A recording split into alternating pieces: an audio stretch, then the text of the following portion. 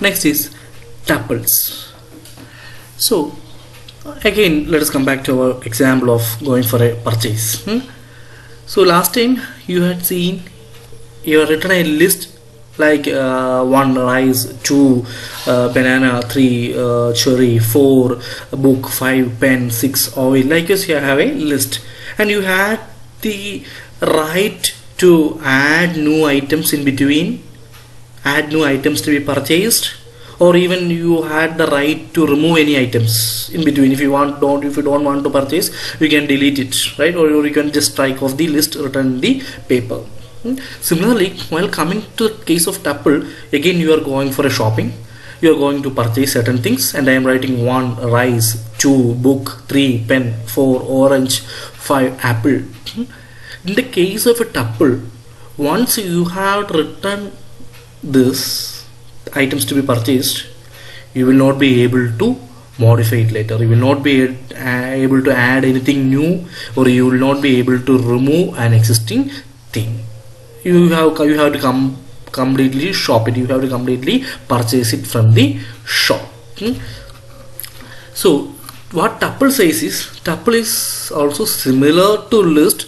It will also be having sequence of elements which will be ordered and which is unchangeable, or otherwise you will say a tuple is an immutable sequence. Immutable means once it is written, you will not be able to add new items or new values, or even remove existing values. Tuples are used within rounded brackets. The indexing or the positioning methods are similar to list itself. Let us see an example of a tuple. I am writing A is equal to, within circle brackets, physics, chemistry, 1997, 2000. If this was a list, instead of the circle bracket, we should have used square brackets. So how will you distinguish between a tuple and a list? For a list, square bracket will be there, and for a tuple, circular brackets will be there. List is a mutable sequence. Mutable means you can add or remove anything whenever you want. But in the case of a tuple, it is an immutable sequence, which means you will not, once it is written, you will not be able to add or remove items. Here in this list, now 4 elements are there: physics, chemistry, 1997, 2000. By seeing the circular brackets, it is clear that it's a tuple, and there is a meaning of that. Here after, you will not be able to anything new elements here, or even you will not be able to modify the elements over here. The access operations are similar to list itself. Let us see in the lab environment itself. Yes. So the first experiment, accessing the how to access items or how to access values in a tuple. So I have declared a variable, this tuple. This tuple is equal to apple, banana, cherry within circular brackets. By seeing the circular brackets, it is clear that this is a tuple, and the positions will be similar to list. 0th position apple, 1st position banana, 2nd position cherry. And I am telling to print this tuple of 1. Variable name of the tuple of 1. It will be printing the element at the 1st position. 1st position banana is there, it is printed. Range operation is there, that is also similar to list. So this tuple, the name of the tuple I had given is, this tuple is equal to apple, banana, cherry, orange, kiwi, melon, mango, and I am telling print this tuple to column 5. It will be printing elements from the position 2 into the position 4. It will not go up to 5, it will print up to 4. 0, 1, 2. So it will start with cherry, 3 orange, 4 kiwi. So it will be printed. Then checking an item is present or not. Similar to list itself, A is equal to apple, banana, cherry. By seeing the circular brackets, it is clear that it's a tuple, and if apple in A, print as apple is in the fruits tuple. So this operation is similar to a list.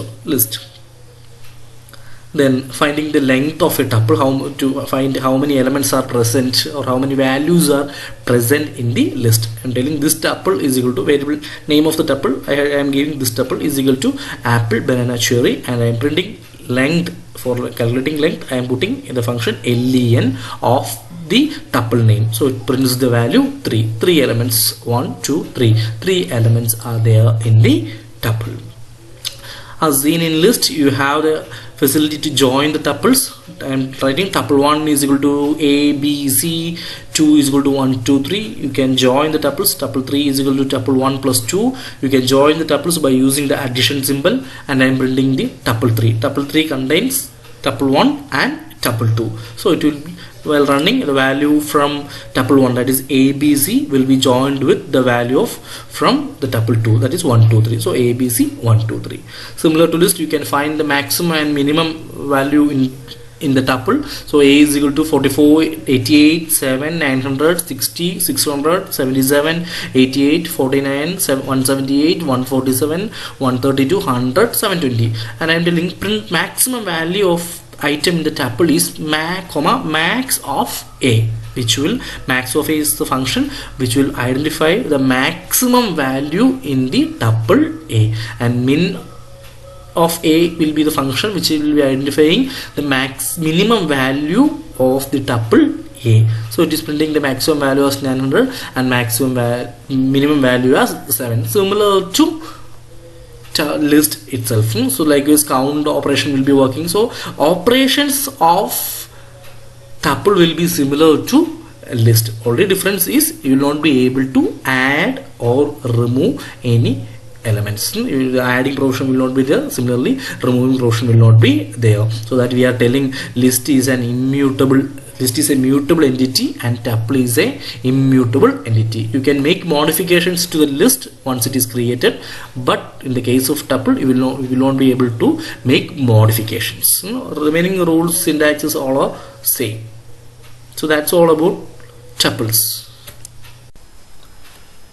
Dictionary. Coming to dictionary, let's come to dictionary by our previous example itself. While going for purchases, sometimes we used to write like soap, then hyphen, dove, then oil, hyphen, sunflower oil. Like this, we used to write the material and something related to the material to be purchased. Similarly, in computers also we can write this. From soap hyphen dove, I could say soap as the key item to be purchased and dove is the value for it. Dove is the brand name, or dove is the value for the item to be purchased. The same thing in computers also we can store like this key value pairs. We can store data values as a key value pair. For that purpose we are using dictionary in Python. Dictionary is an unordered data type. There is no order in list and tuple. It is having specific order, it is having specific position and all. Here dictionary is unordered, it is not having such specific positions and all. We could easily identify a dictionary by seeing its curly braces. A dictionary will be written inside curly braces. List was written in square brackets. Tuple was written in circle brackets, and dictionary will be written in curly brackets. So by seeing this curly brackets, we can easily identify that it is a dictionary. It is changeable. We can add new elements, even we can remove elements. Similar to list, it is changeable. We can add or remove elements whenever we need. Let us come to this example. I am telling A is equal to curly braces open, within quotes brand, colon, within quotes Ford, comma, colon, model, colon, within double quotes Mustang, comma, within double quotes year, colon, 1964. Why I am not using colon here? Because it's a number, so that way I am not using any double quotes over here. Here this brand, model and year are the keys. Ford, Mustang, 1964 are the corresponding values. So data is represented as, or data is stored to the variable A as key and its corresponding value pair. If you print this dictionary A, it will be printing like brand, Ford, model, Mustang, year 1964. So it will be displayed as a key and its corresponding value pair. So that is property of dictionary. So dictionary will be keeping data as a key and value pair. It is changeable. You can add or remove elements, or you can add or remove key and its associated values at any time. So we will see what are the operations that can be done with dictionaries.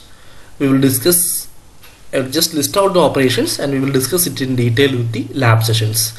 There are you can access data items by mentioning the key name. So whenever you want to access a particular data in a dictionary, you have to mention the key name. You can update, you can check whether a key is present or not, you can check the length of a dictionary, you can add new items, add new key and its associated value, you can remove items in a dictionary, you can clear the contents of a dictionary, you can copy the contents of a dictionary. And another concept called as nested dictionary, which means a dictionary can contain many other dictionaries. That is called as nested dictionary. A dictionary inside another dictionary is called as nested dictionary. So all this we will see in very detail with the lab session. Let us move on to the lab session. So let's see the lab experiments of dictionary. So I had declared a dictionary. A is equal to, within curly braces, double quotes, brand, colon, Ford, within double quotes, comma, model, colon, Mustang, year, colon, 1964. And I am closing the curly braces and I am printing.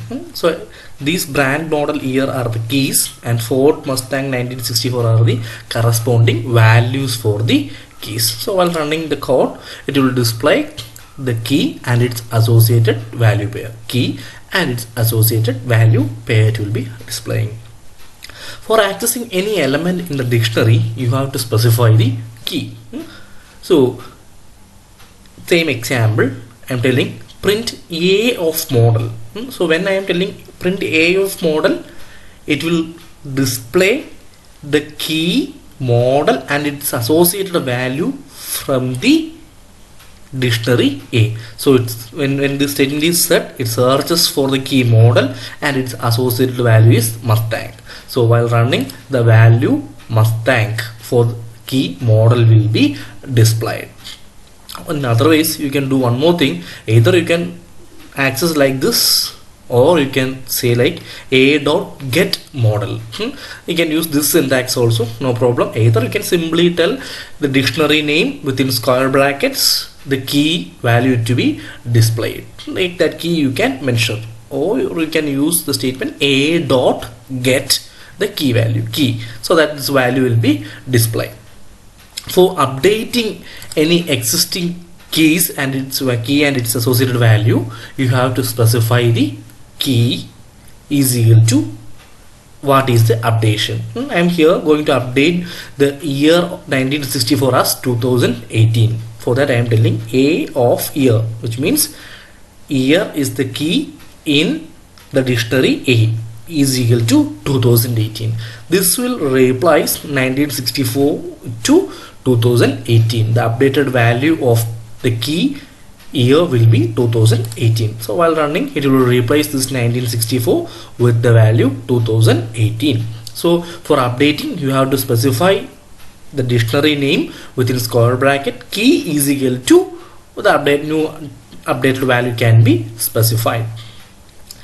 As we see in list and tuple, you can check whether a particular element, particular key is present or not. You can go for if model is the key to be searched. We are searching whether a key called as model is in the dictionary A or not. If model in A, which means it will say true if a key model is available in the dictionary A. So when this statement gets executed, it checks whether the key model is there in the dictionary A. So it's true, there is a key model in the dictionary A, so it will say true. So as it is true, it will print the model is one of the key in the dictionary. As seen in tuple and list, you can measure the length of elements in the dictionary also. For that we will be using the keyword len, length of A. I am telling print length of A. So it will be, while running, it will be displaying the answer 3. So this is one key value pair, second key value pair, third key value pair. So it measures one as key value pair. First key value pair, second key value pair, and third key value pair. You can add new item by specifying the key as well as its corresponding value. So into this dictionary, I am going to add a new key value pair, that is color is equal to red. For that you have to say the dictionary name, that is A, within square brackets, the new key to be added is equal to the new value to be added. I am telling A of color is equal to red. The syntax is like dictionary name within square bracket, the new key to be added is equal to the new value to be added. While running, presently this was only 3 keys. Now the keys and values, now the fourth key and its values also added. See, fourth key color colon red is also added. So for adding new item, you can specify dictionary name within square brackets, the key name is equal to the value. You can remove data, the key value pair, from a dictionary by using a function called as pop. So I am here telling a dot pop within square brackets model. What it will do is, this will remove the key model and its associated value from the dictionary A. I am printing A. It was actually having 3 keys. After running this, the key model and its associated value is removed from the dictionary. So for removing any data item from the dictionary, you have to mention the dictionary name dot pop within brackets, the key to be mentioned. While removing, it will be removing the key and its associated value. If you want to clear an entire dictionary, what you could do is, you can call the function dictionary name. Here the dictionary name is a dot clear. So initially there was 3 keys and values were there in the dictionary. After calling a dot clear, it will entirely clear the content in the dictionary. You are having the facility to copy the contents of a dictionary.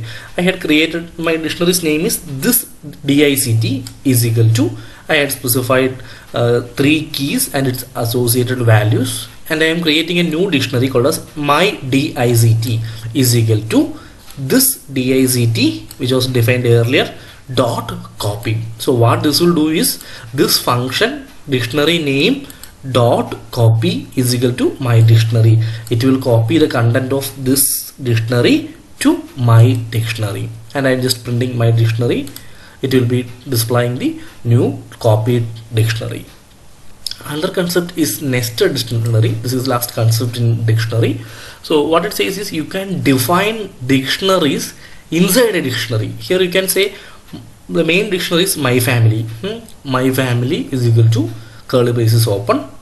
So this is the main dictionary. Inside that I am defining sub dictionary. See, child 1 within double quotes, child 1 colon name, year and its associated values. This is one sub dictionary, and this is another sub dictionary, and this is the third sub dictionary, and finally the main dictionary, my family, is closed.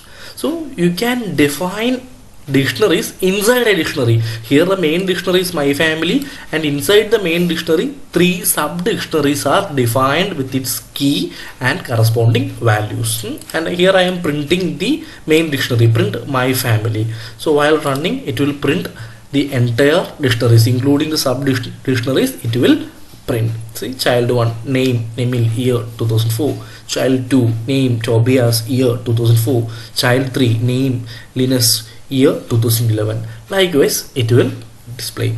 So nested dictionary means inside a dictionary you can define another dictionary, that is called as nested dictionary. You can extend this to any levels. So that's all with dictionaries. Thank you. We had seen 3 new data types: list, tuple and dictionary. So these 3 were having the capacity to store different kinds of values. List and tuple was storing information in a sequential fashion or in an ordered fashion, and dictionary stores values in a key and value pair. Dictionary stores data in a key and value pair model.